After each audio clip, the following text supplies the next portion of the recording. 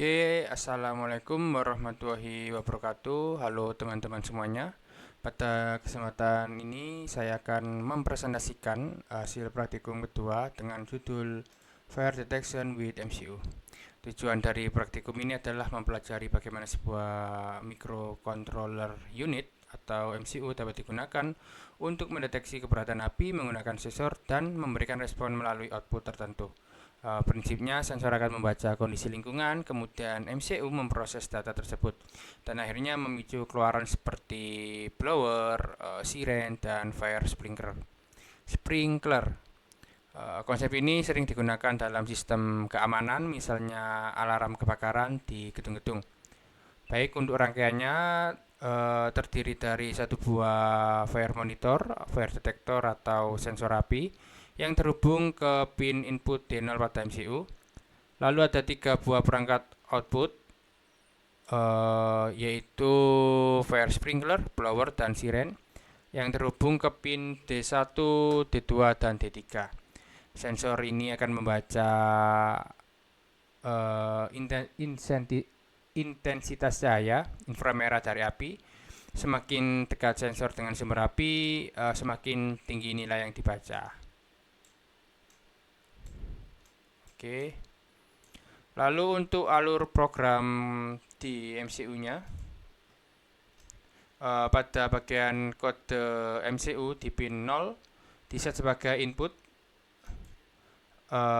dari fire detector, kemudian pin D1, D2, dan D3 akan diset sebagai output. Programnya berjalan dengan logika sebagai berikut. Jika sensor mendekati api, yaitu nilai input high, maka output berupa ini, tiga ini, akan menyalakan, saya ulangi, maka output berupa fire sprinkler, blower, dan siren akan aktif.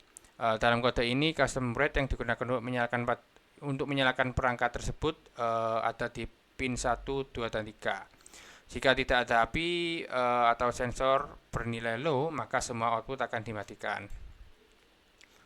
Oke, untuk heating elemennya,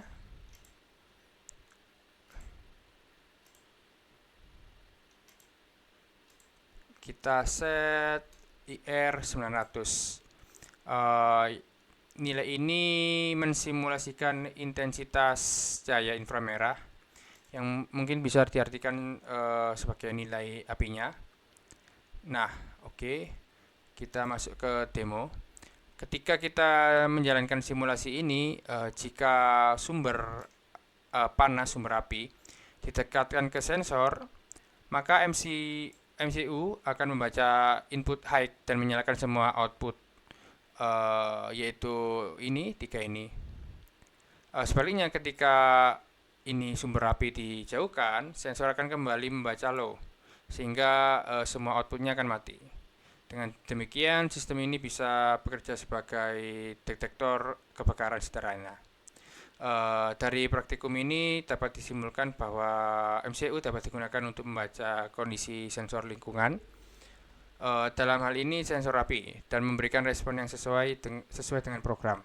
Aplikasi konsep ini sangat luas, terutama dalam sistem keamanan dan keselamatan seperti alarm dan kebakaran otomatis. Demikian presentasi praktikum kedua tentang Fire Detection with MCU.